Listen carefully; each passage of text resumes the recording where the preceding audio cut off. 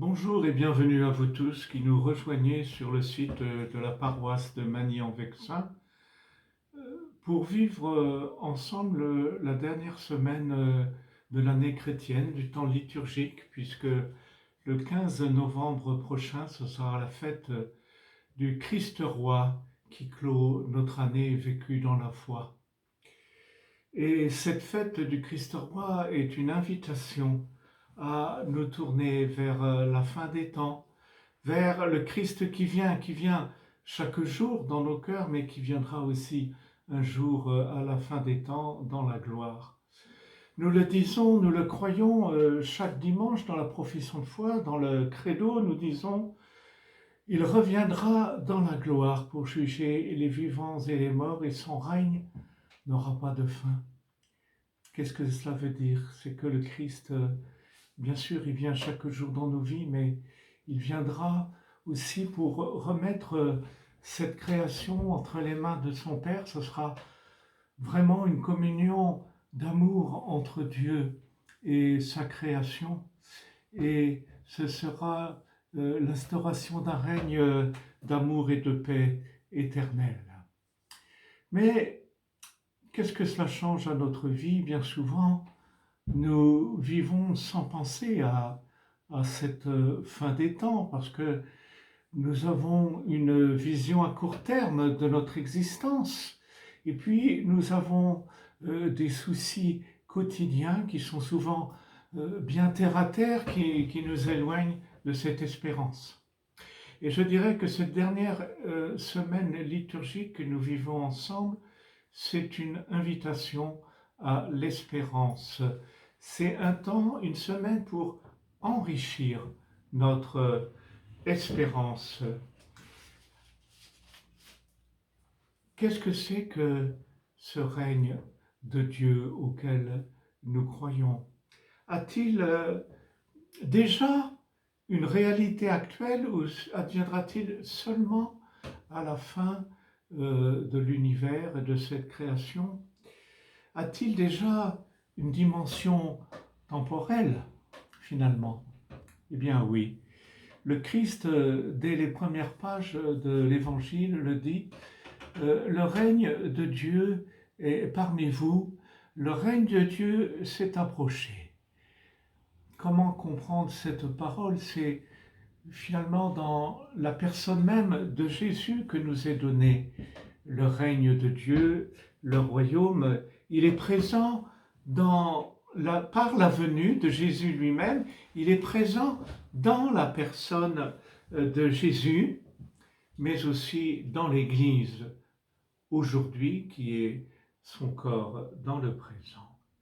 Et ainsi, le Christ, annonçant, inaugurant le règne de Dieu, eh bien, le fait avancer dans nos cœurs. Et ainsi, le royaume de Dieu est présent en nous. Et Jésus est cet amour qui transforme tout ce qu'il touche et qui fait advenir dans le monde son règne en le guérissant de tout péché. Jésus est lui-même le règne de Dieu qui advient en notre monde. Si Jésus nous annonce que le royaume est proche, nous avons déjà à le manifester par nos cœurs aimants, par nos mains qui font déjà à notre mesure atteindre un règne de paix et d'amour. Mais ce règne de paix, nous le croyons, ce règne d'amour pour toujours, il n'est pas encore accompli totalement, il n'est pas arrivé à sa plénitude. Nous le croyons, c'est à la fin des temps, comme dit l'Église, que nous connaîtrons vraiment ce futur qui nous est promis. Cette dernière semaine du temps liturgique nous est donnée pour faire grandir notre espérance dans ce monde futur. Alors, on peut dire que pour l'instant, nous n'éprouvons qu'un avant-goût de cette réalité future, nous continuons, bien sûr, nous en faisons l'expérience, à vivre des épreuves, des difficultés et même des souffrances en ces temps de novembre 2020, et nous ne savons pas jusqu'à quand. Ça veut dire que ce règne de Dieu, il est en but, il s'affronte aussi à l'attaque du mal dans nos vies et dans notre monde. C'est un combat qui est de toujours. Mais le moment de présent qui annonce le temps de l'avant, le temps de l'attente, nous appelle à enrichir notre foi et notre espérance. Croyons à la promesse de Jésus qui nous a dit « Je ferai un ciel nouveau et une terre nouvelle ». Quelle est la condition finalement de la venue du règne? C'est bien la passion du Christ, sa mort, sa résurrection finale. Il dit dans le texte de l'Évangile, auparavant, il faut que le Fils de l'homme souffre beaucoup. C'est là la porte d'entrée, la clé pour que le monde soit sauvé, pour que règne enfin aussi ce monde nouveau, sauvé, dont parle Jésus. Voilà. Alors, ce règne de Dieu, nous n'avons pas à le rechercher d'une manière désordonnée, nous n'avons pas à courir après, puisqu'il nous est donné gratuitement à chaque instant de notre vie. Et notre vie est marquée par la révélation du mystère de l'amour infini de Dieu chaque jour. C'est dans notre vie quotidienne que, voilà, le Christ nourrit notre attente, il nourrit notre espérance dans sa venue finale au milieu des réalités quotidiennes qui ne sont pas toujours si simples. Ce faisant, il nous libère aussi de tous nos esclavages, de tous nos péchés chaque jour. À la fin de chaque Eucharistie, nous chantons cette anamnèse, nous la proclamons.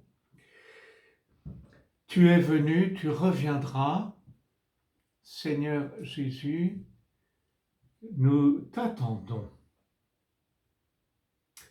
Mais n'oublions pas qu'à la suite de ce chant, il y a un couplet qui dit « Tu étais mort, tu es vivant, Seigneur Jésus, sois notre vie ». Donc la venue du Christ, c'est notre espérance, c'est quelque chose qui nourrit notre quotidien, notre vie de chaque jour. Nous le proclamons dans chaque Eucharistie, nous proclamons la venue du règne du Christ dans chaque Eucharistie.